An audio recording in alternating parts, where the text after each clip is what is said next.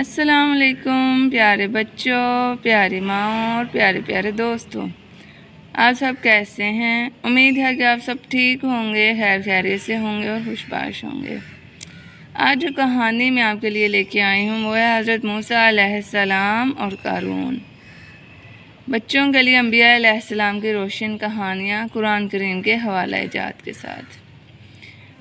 بچوں، آپ نے اکثر سنا ہوگا کہ کسی کو یہ کہہ دیتے ہیں تھوڑے سے زیادہ پیسے خرچ کر لے کے قارون کا خزانہ ہاتھ لگ گیا ہے۔ جی بالکل، قارون ایک شخص تھا اور اس کے پاس بہت ساری دولت تھی۔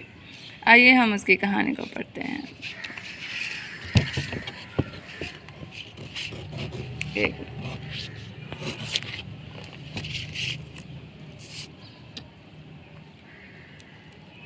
حضرت موسیٰ علیہ السلام اور قارون۔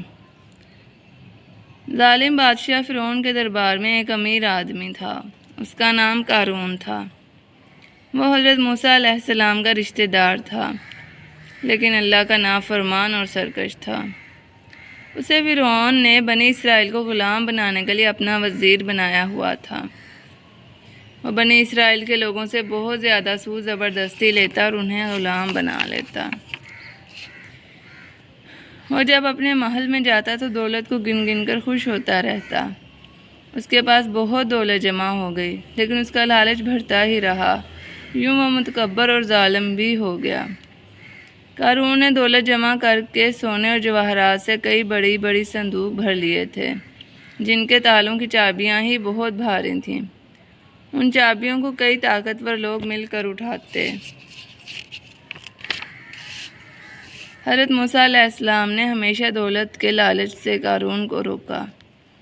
وہ کہتے کہ ظلم سے فساد پیدا ہوتا ہے، اللہ تعالیٰ ایسے شخص کو معاف نہیں کرتے، لیکن قارون پر حضرت موسیٰ علیہ السلام کے سمجھانے کا کوئی اثر نہ ہوتا۔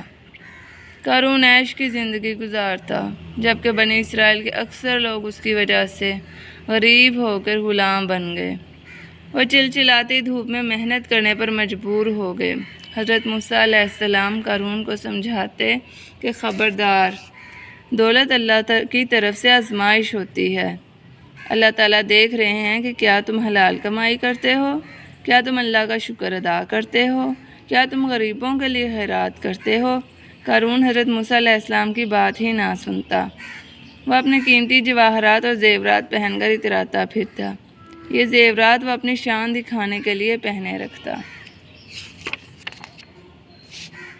وہ اکڑ کر کہتا، یہ دولت میں نے اپنی عقل سے کمائی ہے، غریبوں کو کیوں دوں؟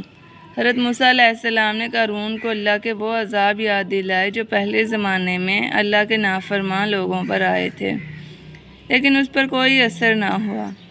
بنی اسرائیل کے کچھ لوگ قارون کی آن بان دیکھ کر بہت رشک کرتے، لیکن ایمان والے لوگ سمجھ گئے کہ اللہ کا انعام صرف اسی کو ملتا ہے جو اللہ کا حکم مانے اور تکبر نہ کرے۔ وہ سمجھ گئے کہ قارون کا انجام برا ہوگا۔